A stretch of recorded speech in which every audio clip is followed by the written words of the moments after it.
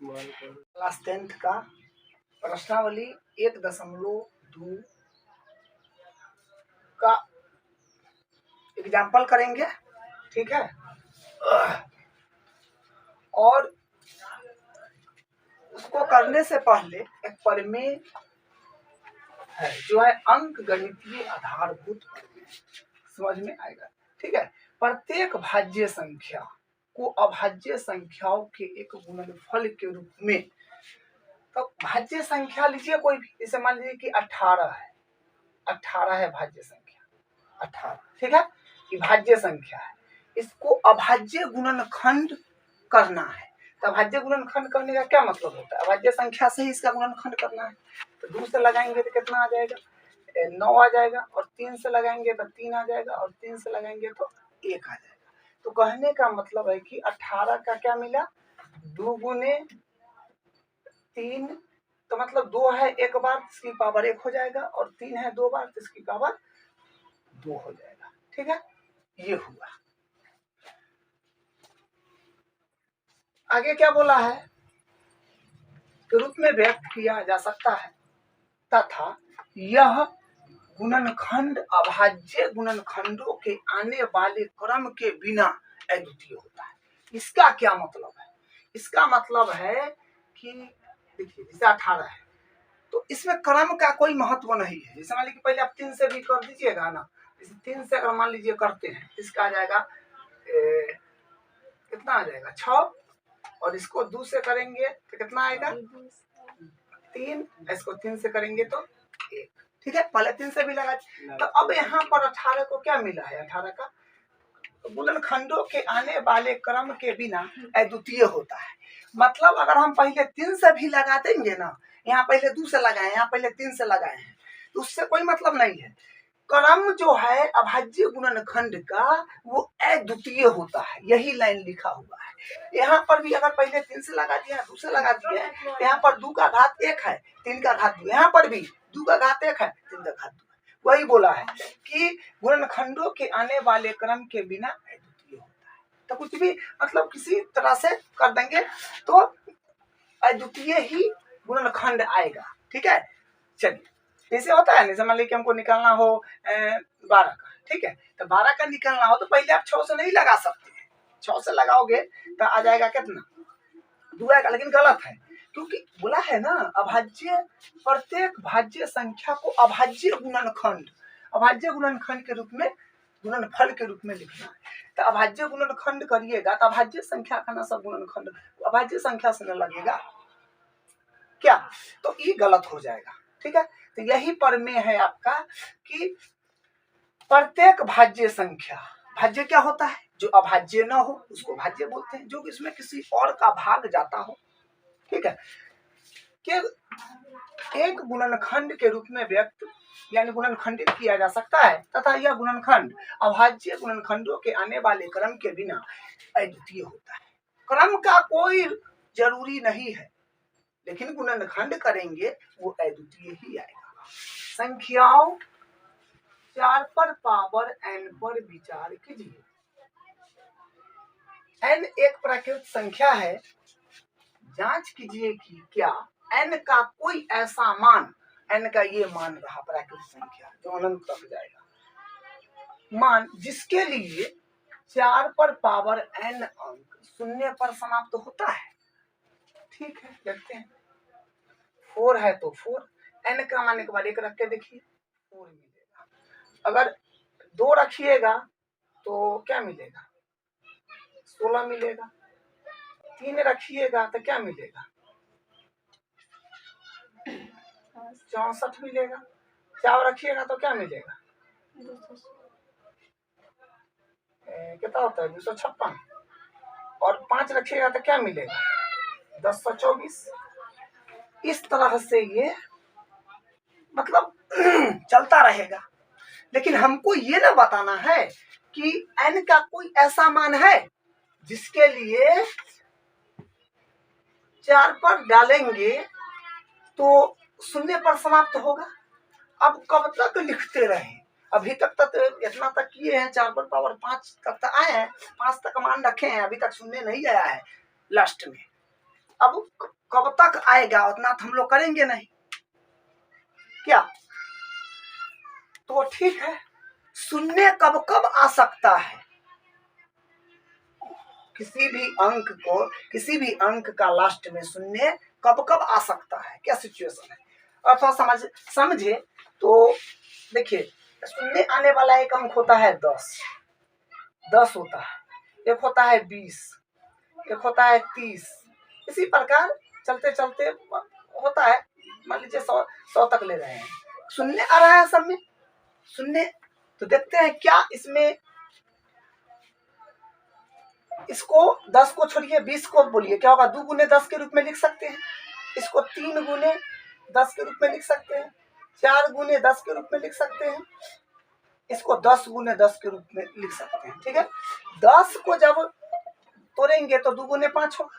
ठीक है, चलिए इसको देखिए, 2 है तो 2, फिर 10 को अगर तोड़ेंगे तो 2 गुने 5 लिख सकते हैं, फिर 3 है तो 3, 10 को फिर 2 गुने 5 लिख सकते हैं, फिर 4 है तो 4 को तो 2 गुने 2 फिर लिख सकते हैं। आप 10 को क्या लिख सकते हैं, 2 गुने 5, 2 गुने 5, और 10 को फिर 2 गुने 5 गुने फिर इस 10 का 2 गुने 5, मतलब ये हुआ इसका भाज्य गुणनखंड। तो यहाँ से ये पता चल रहा है कि जिस संख्या के लास्ट में शून्य आ रहा है तो उसमें 2 5 का कॉम्बिनेशन सम में दिख रहा है। देखिए ध्यान से, 2 5 का कॉम्बिनेशन तब 10 बन रहा है, क्योंकि 2 और 5 से 10 बनता है, 2 और 5 से 10 बनता है। इस 2 के अलावा कितना भी और आ जाए उससे हमको मतलब नहीं है, कम से कम एक बार 2 और 5 दिखना है, मतलब इसमें दिख जाना चाहिए। 2 और 5 के अलावा 3 है, कोई मतलब नहीं, 2 और 5 दिख रहा है बस, 2 और 5 ठीक है, 2 इधर 2 बार है, उससे कोई मतलब नहीं कितना बार आ जाए, लेकिन एक बार 2 और 5, यहाँ पर 2 बार है, 2 और 5 तो उससे हमको मतलब एक बार दिख जाना चाहिए।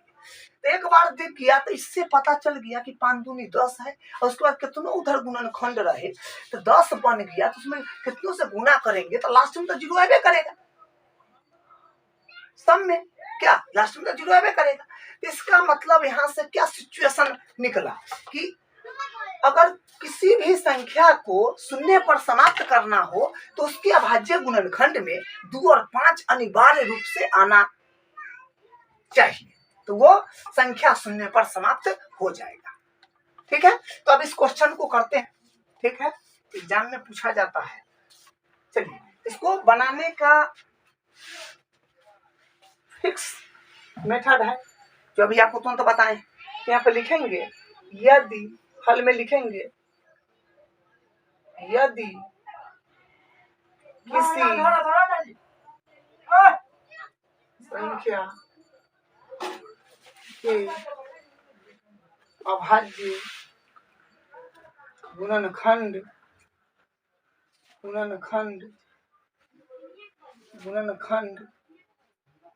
में 2 और 5 अनिवार्य रूप से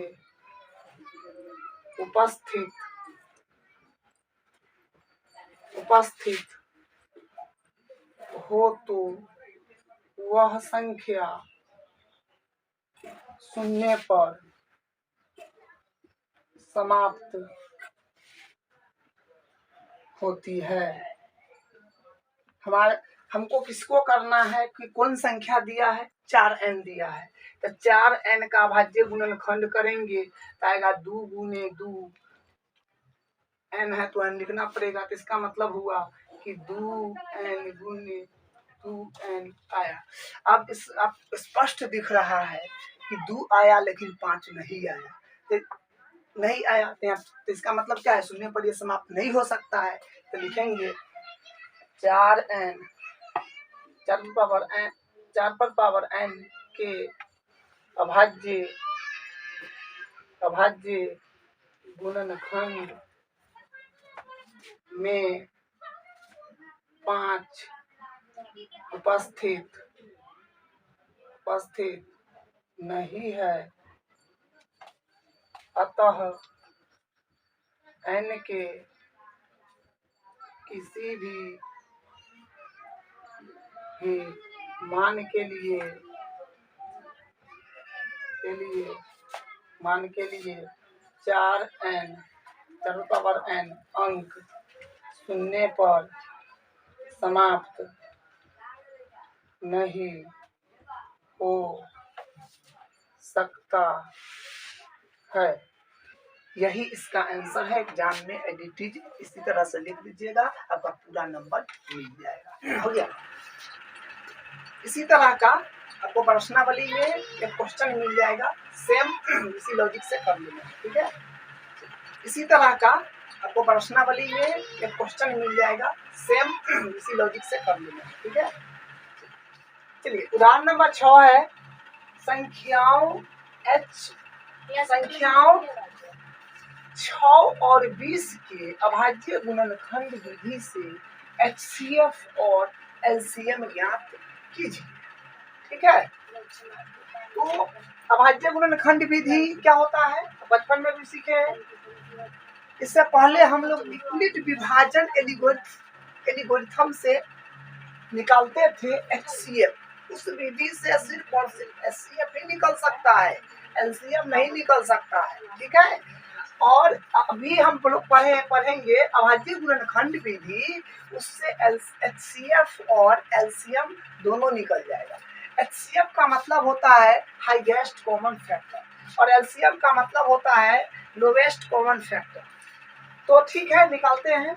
अभाज्य गुणनखंड विधि से निकालना है तो 6 है, 6 का निकालिए, उसके बाद फिर 20 का निकालिएगा। तो 2 का, इसको 2 से जाएगा तो इसका 3 आएगा, 3 से इसका 1 हो जाएगा, इसको 2 से लगाएंगे तो 10 हो जाएगा, 2 से 5 हो जाएगा और 5 से 1 हो जाएगा। ठीक है। तो लिखते हैं 6 का क्या आया है, 6 का आया है 2 गुने 3 और एक बार तो हो है ना, तो पावर 1 दे दीजिएगा।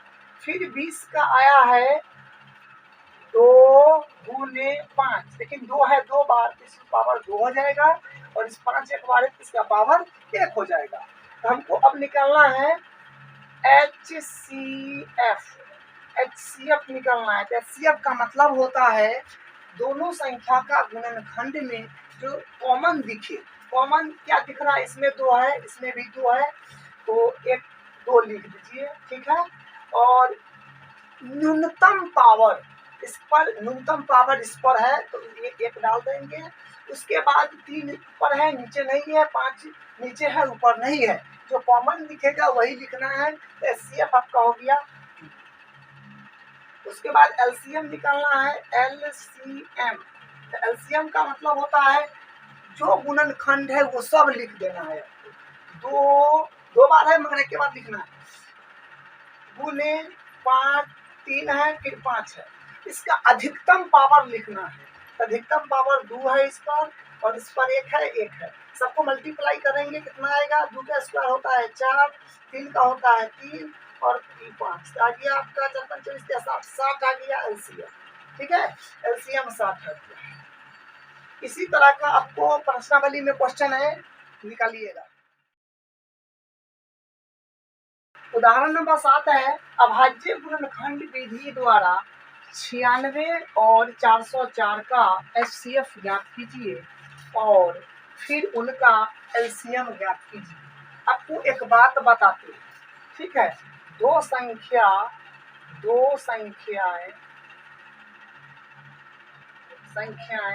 मान लो A है और B है। ठीक है। 2 संख्याएं A और B है। ठीक, 2 संख्याएं A और B है। तो इसका LCM जब आप करोगे A, B का गुने और HCF जब आप करोगे HCF A, मतलब 2 संख्या A और B है, कोई से A और B की जगह कोई संख्या होगा 2, तो हमेशा 2 संख्या का LCM और HCF का गुना हमेशा दोनों संख्या के बराबर होता है, दोनों संख्या के गुणनफल के बराबर होता है। तो ये एक फार्मूला होता है, इसको आप ध्यान में रखिएगा कि 2 संख्याओं का गुणनफल बराबर होता है LCM गुने HCF। इसको इस तरह से लिख दिए हैं, ठीक है। यही फार्मूला का इस्तेमाल इसमें करना पड़ेगा, क्योंकि क्वेश्चन में क्या है, अभाज्य गुणनखंड विधि द्वारा 96 और 404 का एचसीएफ ज्ञात कीजिए, ठीक है, और फिर उनका एलसीएम ज्ञात कीजिए। इसमें मेंशन नहीं किया है, लेकिन उसका मतलब वही हुआ, कीजिए और फिर उनका एलसीएम ज्ञात कीजिए। मतलब ये चीज के कहने का मतलब हुआ कि फार्मूला से आपको ज्ञात करना, ठीक है। 96 का अभाज्य गुणनखंड निकालना होगा और 404 का अभाज्य गुणनखंड निकालना होगा। अभाज्य संख्या है, इसका नहीं हो सकता है, 101 का एक आ गया। तो 96 का आया है, 96 का आया है 2 गुने 3, मतलब 2 है, 1 2 3 4 5 बार, तो 2 पर पावर 5 हो जाएगा। और 404 का 2 पर पावर 2 है और 101 इसका पावर 1 है, 1 है ना, कुछ तो पावर 1 होगा, ठीक है। चलिए अभी आपको तुरंत बताएं, जो दोनों में कॉमन दिखे, दोनों में कॉमन 2 दिख रहा है, उसका न्यूनतम घात सबसे कम पावर ये है, तो ये हो गया इसका एचसीएफ, यानी 2 का स्क्वायर 4 आ गया एचसीएफ, ठीक है। एलसीएम, एलसीएम, एलसीएम गुणनखंड 96 का और 404 का, इसका पूरा लिख देना है, सभी गुणनखंड आ जाएगा। तो 2 पर पावर 2 है, एक 3 है और एक 101 है, लेकिन 2 बार है के बाद लिखना है इसका अधिकतम पावर, अधिकतम पावर 5 है, 3 का अधिकतम पावर 1 है और इसका 1 है। तो 2 के पर पावर 5 का होता है 32 और 3 पर पावर 1 का वो 100 का, इसको मल्टीप्लाई करेंगे तो आएगा 19, 96 आएगा। फार्मूला से निकालना था, हम डायरेक्ट निकाल दिए, फार्मूला से निकालना था, ठीक है, फार्मूला से निकालना पड़ेगा, इसको मिटाइए। फार्मूला क्या होता है, 2 संख्याओं का माने एच, फार्मूला से निकालना पड़ेगा, तो लिखेगा एलसीएम, एलसीएम 2 संख्या क्या है अपने पास, 2 संख्या क्या है, 96 गुने 404 गुने एचसीएफ, एचसीएफ, एचसीएफ अभी 4 आया है, ये 4 लिखना होगा आपको, बराबर बराबर क्या 96 गुने 404। अभी फॉर्मूला लिखे हैं कि 2 संख्याओं का गुणनफल बराबर होता है एचसीएफ गुने एलसीएम, एलसीएम लिखे थे ना, ए गुने बी, 2 संख्या होगा ए और बी गुने एचसीएफ, एचसीएफ हो जाएगा ए और बी, ए और बी, बी इसका आ जाएगा दोनों संख्या के मतलब ए गुने बी के बराबर होता है, ठीक है। तो ठीक है, करिए। तो अपने पास इसको मल्टीप्लाई करना पड़ेगा, मल्टीप्लाई करना पड़ेगा, तो एलसीएम इसका मल्टीप्लाई क्या होता है, इतना का क्या आएगा, करिए एचसीएफ का मान 4 आया है, तो इसको मिटा दीजिए ना, एचसीएफ का मान 4 आया है, तो ये हो जाएगा 4, हमको एलसीएम निकालना है ना, एचसीएफ निकालने, तो इसको बराबर करिएगा, तो 96 गुने 404 बट्टा आ जाएगा 4, ठीक है। इसको जब काटिएगा तो आपको क्या मिलेगा, 101, जब मल्टीप्लाई करिएगा तो 96 आ जाएगा। तो फार्मूला से करिए चाहे जैसे करिए, आंसर वही आएगा। नंबर 8 है, संख्या 6, 72 और 120 का अभाज्य गुणनखंड विधि द्वारा एचसीएफ और एलसीएम ज्ञात करें, ठीक है। निकालिए, 6 का निकालिए, 72 का निकालिए, 120 का निकालिए। चलिए ये हो गया, हमको निकालना है क्या, एचसीएफ, एचसीएफ। तो एचसीएफ में जो 3 संख्या है, तीनों संख्या के गुणनखंड में कॉमन आ रहा है 1 2 और एक आ रहा है 3, सबका न्यूनतम घात, न्यूनतम घात 2 का 1 है और इसका न्यूनतम घात 3 का 1 है, यानी 6 आ जाएगा, ठीक है। एलसीएम, एलसीएम में क्या होता है कि सब लिख देना है इकट्ठे। दो कै बार है, एक के बाद लिखिएगा, और उसमें 3 और 1 5 है, जो कॉमन नहीं आ रहा है वो भी लिख देना है। अधिकतम पावर 2 पर पावर 3 है अधिकतम, 3 पर पावर अधिकतम 2 है, 5 पर पावर 1 है। इसको तोड़ लीजिए, क्यू कितना होता है। अब आप इस पैटर्न का क्वेश्चन प्रश्नावली 1.2 को होमवर्क में करना है। इसी प्रकार का क्वेश्चन आपको मिलेगा, ठीक है। होमवर्क में कर लेना है, और प्रश्नावली 1.2 कल के क्लास में बता देंगे, ठीक है, जहां पर बच जाएगा।